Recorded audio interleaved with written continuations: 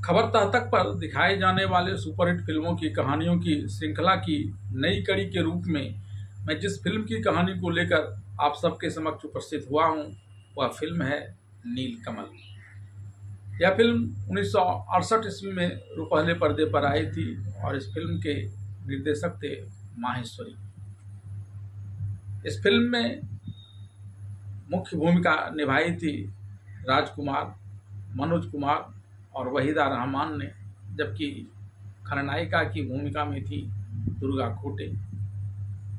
इसके अलावा इस फिल्म में बलराज साहनी, शशिकला और महमूद ने चरित्र अभिनेता का रोल निभाया था। यह फिल्म अपने संवाद अदायगी को लेकर जानी जाती है। इसमें कई महत्वपूर्ण संवाद थे, जिसके एक संवाद की कुछ पंक्तियों को मैं आपके लिए दोहराता हूँ। शाही खजानों ने हमेशा मोहब्बत को अपनी दौलत से खरीदना चाहा है, लेकिन ये ना तब बिकी थी और ये ना अब बिकेगी। इस मधुर संवाद के अलावा इस फिल्म में बेहतरीन नृत्य के दृश्य और मधुर संगीत भी हैं। इन मधुर संगीतों के कुछ मुखड़ों को मैं आपके लिए गुनगुनाता हूँ। आजा आजा आजा आजा, मैं तो मिटा हूँ तेरी चाह में, तुझको पुकारे मेरा प्यार, तुझको पुकारे मेरा प्यार। और सखियो आओ निबड़ियो, देखो चीज निराली, ना ये मूंछों वाले सा है ना ये चोटी वाली, मुझे तो सखी रूप इसका दोनों के बीच तार लगता, मुझे तो सखी रूप इसका दोनों के बीच तार लगता।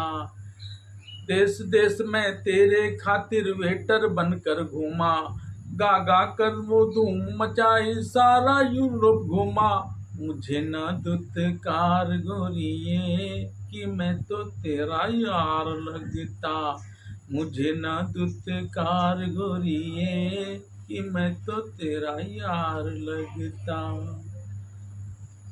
बाबुल की दुआएं लेती जा, जा तुझको सुखी संसार मिले, बाबुल की दुआएं लेती जा, जा तुझको सुखी संसार मिले, मैं की कभी ना याद आए, ससुराल में इतना प्यार मिले, बाबुल की दुआएं लेती जा।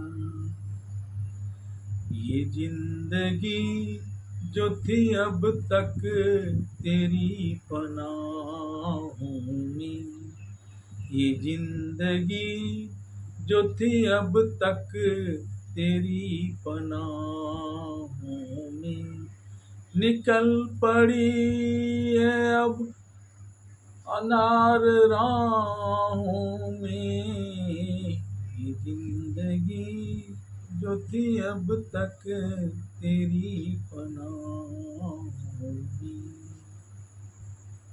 हे रोम रोम में बसने वाले राम,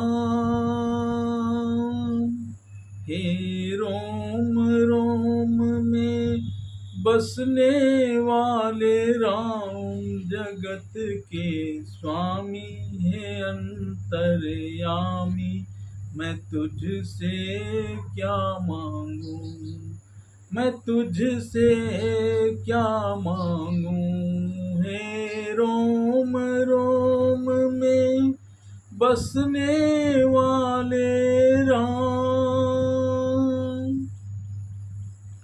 खाली डब्बा, खाली बोतल, खाली डब्बा खाली बोतल ले ले मेरे यार, खाली से ना नफरत करना, खाली सब संसार। खाली डब्बा खाली बोतल ले ले मेरे यार, खाली से ना नफरत करना, खाली सब संसार। यह फिल्म मुख्य रूप से एक प्रेमी जो अपने प्रेमिका के प्यार नहीं पाने को लेकर अपनी आत्मा से मरकर भी मुक्ति नहीं प्राप्त कर पाता है, और वह अपने प्रेम को पाने के लिए छटपटाता है, पुकार लगाता है, और उसकी पूर्व प्रेमिका जो वर्तमान स्वरूप में उससे किसी भी प्रकार से संबंध नहीं रखती है, लेकिन उसकी पुकार सुन दौड़कर वहाँ उसके रंग महल में चली जाती है। रात में सज धज कर अकेली कहीं सुनसान में अपने पूर्व प्रेमी की पुकारने की आवाज़ सुनकर उसका जाना कई विचित्र परिस्थितियों को इस फिल्म में जन्म देता है। आइए जानते हैं कि उस प्रेमी ने जो एक प्रेतात्मा के रूप में अपने प्यार को पाना चाहता था, अंत में क्या कहा।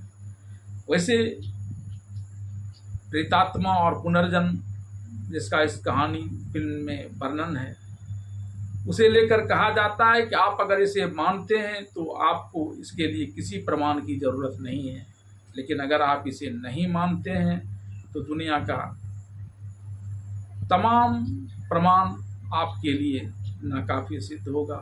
आइए डालते हैं इस फिल्म नीलकमल की पूरी कहानी पर एक नज़र।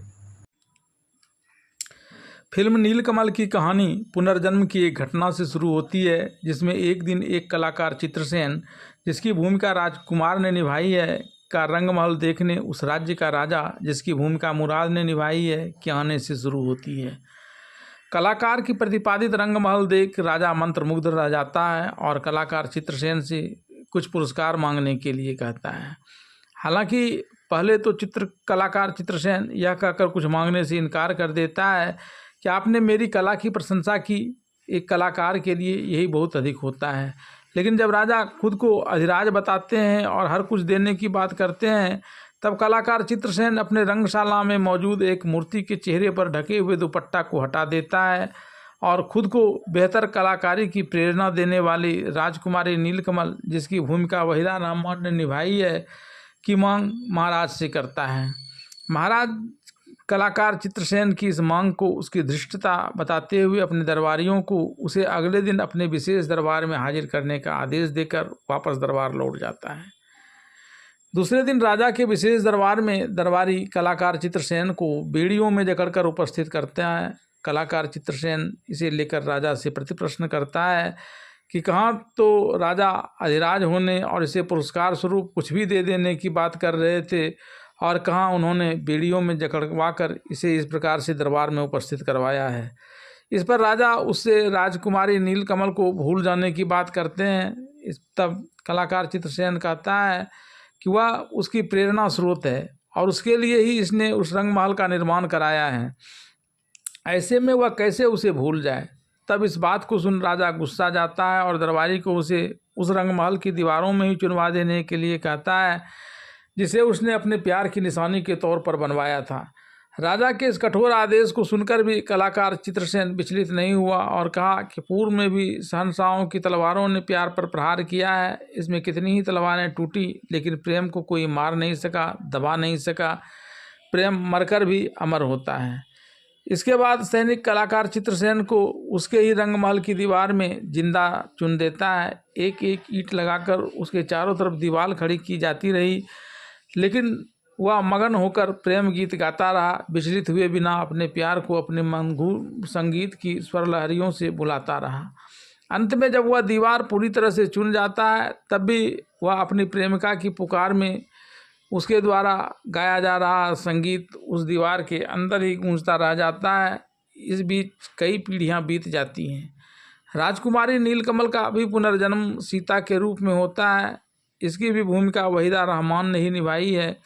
एक बार यह अपने सहेलियों और शिक्षिकाओं के साथ एक एजुकेशन टूर पर एक बदहाल रंगमहल को देखने जाती है। यह वही रंगमहल है जिसे इसके पिछले जन्म में इसकी याद में इसके प्रेमी कलाकार चित्रसेन ने बनवाया था। उसकी आत्मा अभी भी वहाँ अपनी प्रेमिका नीलकमल के आने का इंतजार कर रही है। यहाँ उसे एक अजीब सा अनुभव होता है और लगता है कोई उससे कह रहा है कि आखिर तुम आ ही गई। पहले तो वह चौंक कर इधर उधर देखती है, फिर वह भयाक्रांत हो जाती है। उधर वहाँ से वापस लौटने के लिए जब कॉलेज की सभी लड़कियाँ इकट्ठा होती हैं तो सीता को वहाँ नहीं पाकर वे उसे ढूंढने लगती हैं। तो सीता उसे एक विचित्र स्थिति में मिलती है। जब ये उसे झकझोरती है तो वह बेहोश हो जाती है। फिर लड़कियाँ उसे अपने समूह में लेकर आती है, होश में लाती हैं। इसके बाद सभी वापसी करने के लिए ट्रेन पकड़ने की इंतज़ार एक वेट होटल में रुकती है। इस बीच सीता रात में फिर वहाँ से गायब हो जाती है और उस पटरी पर चलने लगती है जिस पर एक ट्रेन आ रही होती है। इसे देख वहाँ काम कर रहा राम, जिसकी भूमिका मनोज कुमार ने निभाई है, तेज़ी से वहाँ आता है और उसे पटरी से धकेल कर सुरक्षित बचा लेता है। रेलगाड़ी भी पटरी से होकर गुजर जाती है। फिर राम उससे प्रश्न करता है कि वह इस प्रकार से उस पटरी पर क्यों चल रही थी जिस पर रेलगाड़ी आने वाली थी। तब सीता अपने चलने के बारे में पता नहीं होने की बात करते हुए कहती है उसे यही रेलगाड़ी पकड़नी है। फिर राम उसे अपनी कार से रेलवे स्टेशन पहुंचा देता है और सीता सभी सहेलियों और शिक्षकों के साथ वापस लौट जाती हैं। दूसरे दिन इसके कॉलेज में एक सांस्कृतिक कार्यक्रम होता है जिसमें वह गाना गाती है। उस कार्यक्रम में हिस्सा लेने के लिए राम भी पहुंचता है।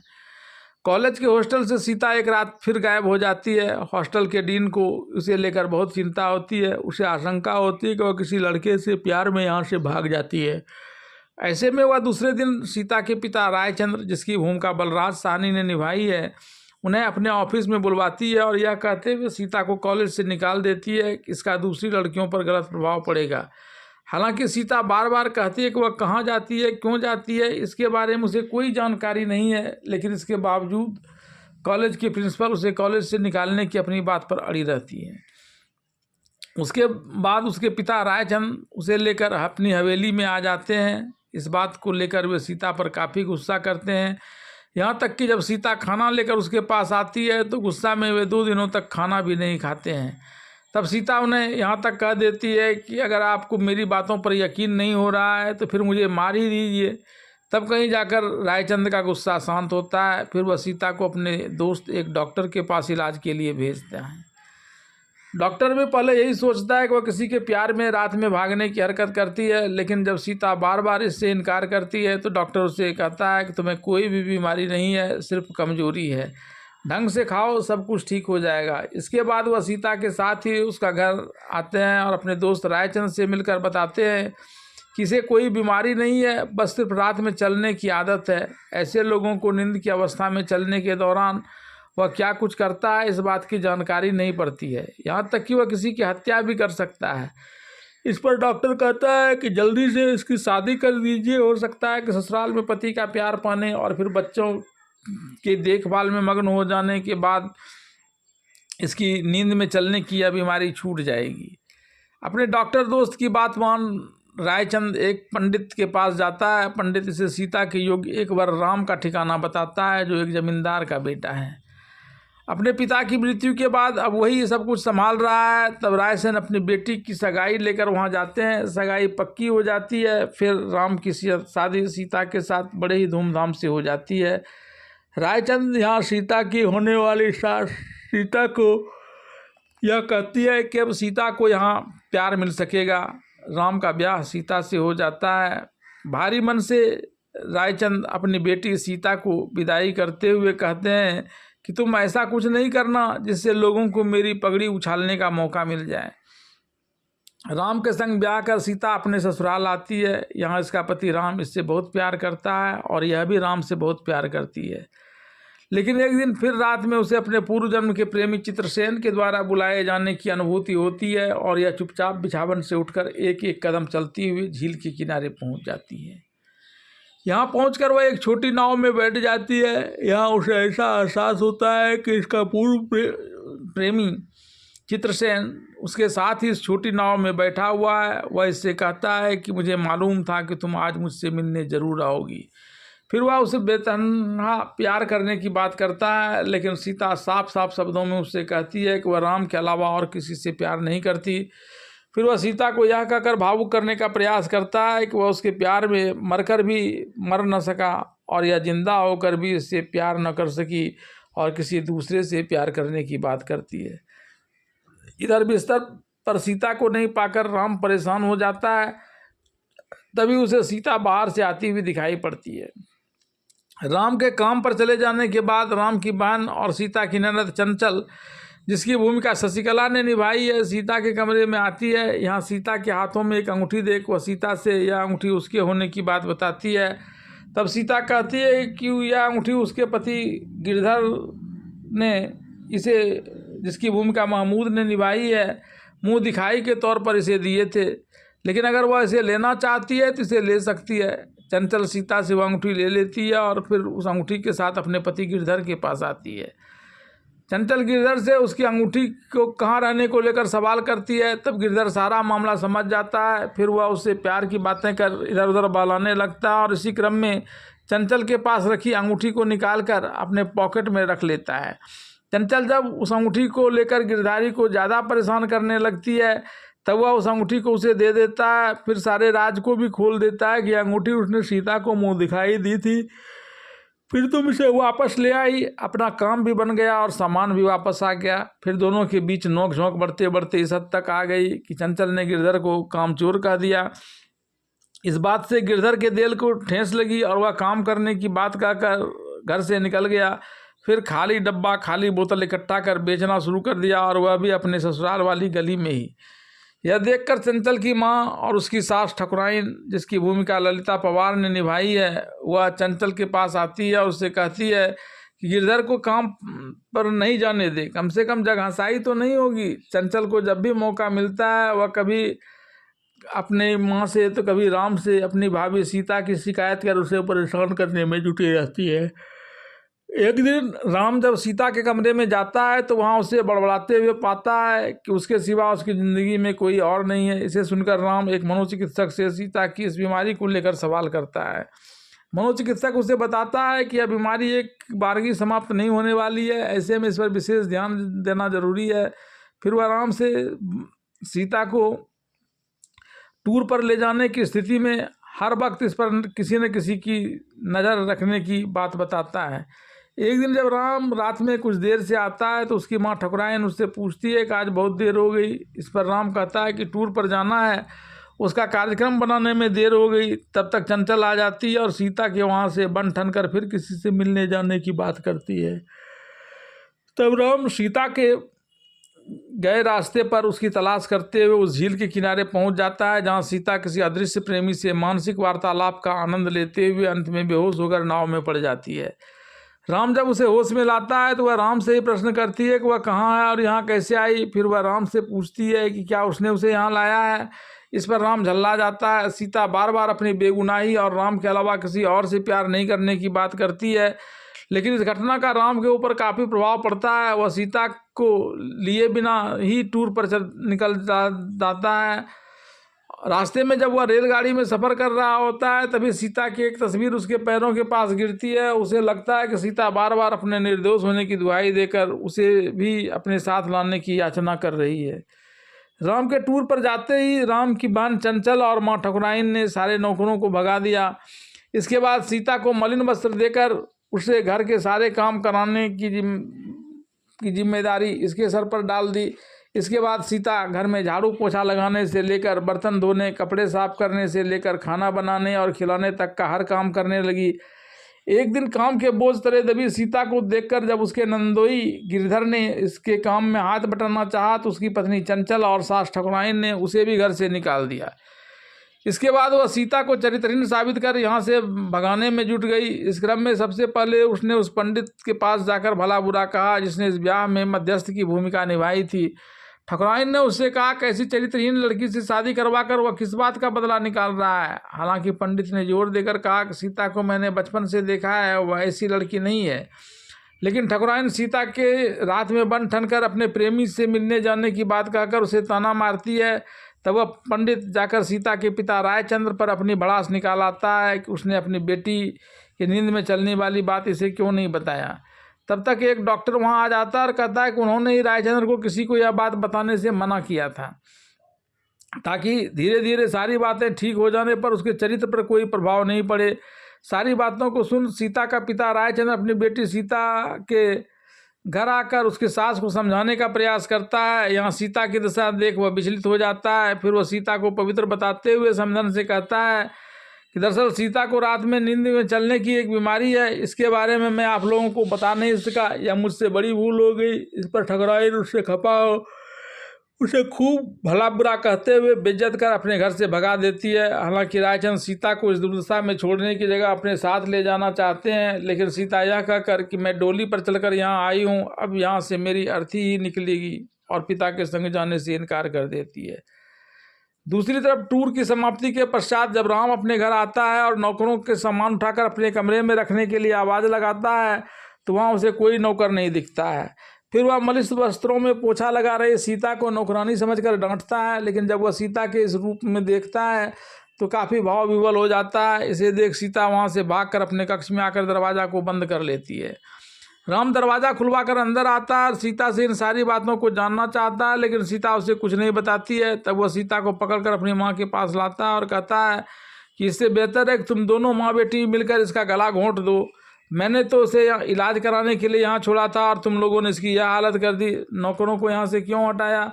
इस प्रश्न के करते ही ठकुराइन राम पर भड़क पड़ी और बेटा राम से कहा कि नौकरों को हटाती नहीं तो क्या नौकरों के जरिए बहू के बदचलन होने का सारे जगहों पर प्रचार करवाती। फिर माँ बेटे के बीच बात बढ़ने लगती है। पहले तो ठकुराइन घर छोड़ने की धमकी देती है और जब सीता उसे रोकने के लिए जाती है तो सीता को चपत लगा देती है। फिर जब राम यह कहता है कि तुम अपने पुरखों को घर क्यों छोड़ेगी, मैं ही घर छोड़कर चला जाता हूँ, तब वह घर पर रह जाती है। इधर राम सीता को घर छोड़कर अपने संग जाने के लिए कहता है। सीता उसे बार बार रोकती है, तब वह गुस्सा में अकेले ही घर छोड़कर जाने की बात करने लगता है। तब सीता उससे प्रार्थना करती है कि इस हालत में अपने बूढ़े माँ और छोटी बहन को छोड़कर कहीं नहीं जाए, नहीं तो लोग यहाँ मेरी ही गलती निकालकर खानदान की बेइज्जती करेंगे और मेरे नैहर की भी। बड़ी मुश्किल से वह राम को मना पाती है और राम वहाँ रुकने के लिए तैयार होता है। एक दिन राम के ननिहाल में कोई कार्यक्रम है, इसमें परिवार के सभी सदस्यों का जाना तय होता है, लेकिन जाने के दिन सीता राम से अपनी तबीयत खराब होने की बात कहकर जाने में असमर्थता जाहिर करती है। तब राम उसके बीमार रहने की स्थिति में उसे छोड़कर नहीं जाने और उसके साथ ही रहने की बात करता है। इस पर वह राम को यह कहकर जाने के लिए मजबूर कर देती है कि उसके नहीं जाने की स्थिति में सब मुझे लेकर गलत सोचने लगेंगे और मेरी एक बार फिर से बदनामी हो जाएगी। वह राम को यह भरोसा देती है तुम यहाँ लौटोगे तो मुझे अपना इंतज़ार करते हुए पाओगे। इसके बाद राम, उसकी बहन और माँ सभी वहाँ से चले जाते हैं। इधर सीता सज धज कर राम का ख्वाब देख रही होती है, तभी उसके कानों में फिर वही गाना तुझको पुकारे मेरा प्यार गूंजने लगता है और वह राम राम चिल्लाते हुए खुद को बचाने के लिए राम को बुलाने लगती है। लेकिन उसकी पुकार सुन राम की जगह पर चित्रसेन की आत्मा वहाँ आ जाती है। सीता बार बार उससे भी खुद को छोड़ देने की प्रार्थना करती है, लेकिन वह यह कहकर वहाँ से चला जाता है कि तुम्हें मेरे पास आना ही पड़ेगा। फिर धीरे धीरे सीता की मनस्थिति ऐसी बनती है कि वह गाड़ी निकालकर अंधेरी रात में अकेले उसके बताए हुए राजस्थान पर मिलने के लिए जाने लगती है। रास्ते में पुलिस एक अकेली औरत को इस प्रकार से बेतहाशा भागते देख संदेह करने के लिए उसके पीछे जाता है। अंत में जब वह गाड़ी दुर्घटनाग्रस्त होती है तब पुलिस सीता को उठाकर अपने जीप में लेकर उसके घर सकुशल पहुंचा देती है। पुलिस सीता से अगले दिन अपने पति राम को पुलिस थाना भेजने की बात कहकर चली जाती है। तब तक सीता होश में आ जाती है और घर की सीढ़ियाँ चढ़ने लगती है। तभी उसकी सास ठकुराइन और ननद चंचल उसे भला बुरा कहने लगती है, उसे घर छोड़कर जाने के लिए कहती है। तब वह कहती है कि मैं तो इसलिए घर छोड़कर नहीं जाना चाहती क्योंकि मेरे जाने के साथ राम भी चला जाएगा। तब तक राम भी वहाँ चला आता है और अपनी माँ और बहन की बातों को ही सत्य बताते हुए सीता को घर छोड़कर जाने के लिए कहता है। तब सीता उससे कहती है कि मैं तुम्हारे ही प्रेम और विश्वास के भरोसे यहाँ रह रही थी, लेकिन जब तुमने उसे तोड़ दिया तब तुम्हारे अब किसी के कहने पर भी मैं यहाँ नहीं रुकूंगी। और फिर वह वहाँ से निकलकर एक मंदिर के पास जाकर नदी में छलांग लगा देती है।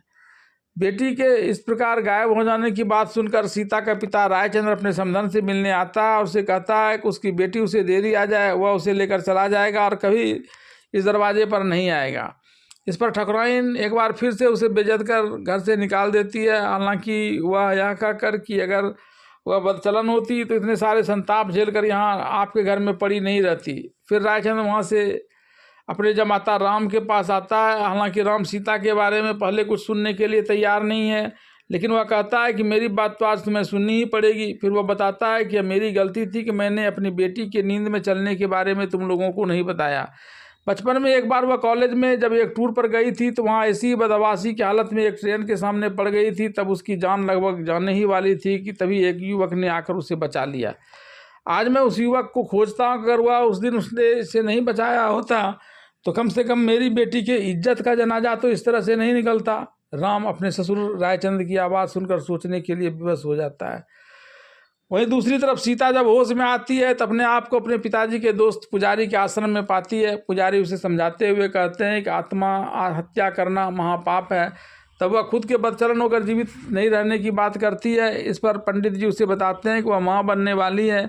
माँ बनने की बात सुनकर वह अब आत्महत्या करने का विचार छोड़ देती है, लेकिन पंडित जी उससे ऐसा भरोसा चाहती है कि वह यहाँ रहे और किसी को कौनो कौन खबर नहीं हो। पंडित जी उसे उसके भरोसे पर खड़े उतरने की बात करते हैं। तभी गिरधर वहाँ आ जाता है और कुछ दवाइयाँ अपने साथ लाता है।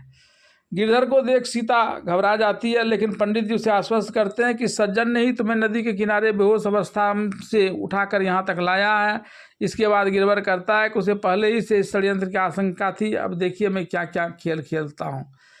ऐसा कहकर गिरधर वापस अपने ससुराल आ जाता है और अपनी पत्नी को मौत की खबर उड़ाकर खुद के सता यानी सती का पुल्लिंग होने की बात करता है और एक लड़की कीड़ी को लेकर जलती लकड़ी को लेकर अपनी पत्नी शीतल को जलाने का प्रयास करने लगता है। तभी उसकी सास वहाँ आ जाती है। उसे कुछ खरी खोटी सुनाने के बाद गिरधर फिर अपना रूप बदल लेता है और अब वह जल्दी से राम का ब्याह कर देने की बात करता है। इस पर उसकी सास और पत्नी पहले से ही लड़की देख रखने की बात करती है। तब गिरधर कहता है कि वह जाकर जल्दी से सगाई ही कर ले। इसके बाद दोनों माँ बेटी सगाई करने के लिए जाते हैं। इधर ससुर रायसेन की बातें सुन राम को अपने द्वारा सीता को रेलगाड़ी से बचाए जाने की घटना का स्मरण हो जाता है। तब वह सोचने लगता है कि इस प्रकार रातों में अकेले निकलने का काम वह अनजाने में निष्प्रयोजन किया करती थी और ऐसा करते हुए उसे मृत्यु तक भी नजर नहीं आती थी।